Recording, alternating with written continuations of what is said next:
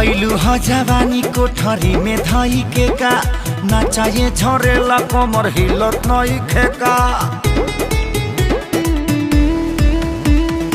ऐलू ह जवानी कोठरी में धाई के का ना चाहिए झरेला कमर हिलत नई खेका।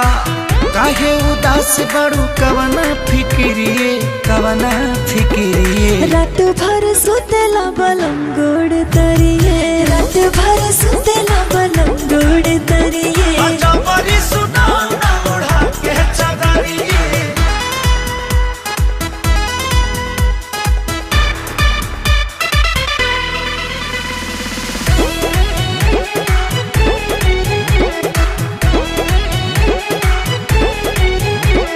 कहते तबानी हो सुना तोहार बाटे कम जोर भाता।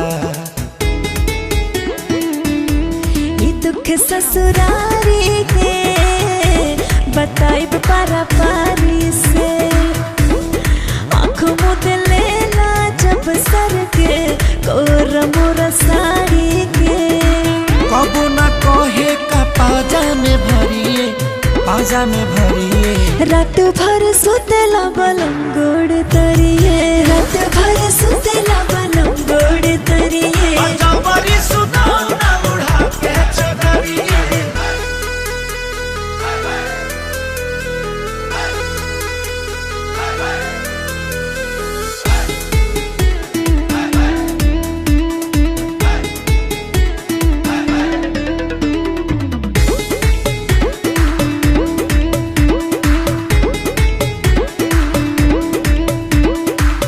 छौ गो अंडा के रोज आमलेट साथ में खियाओ टबलेट।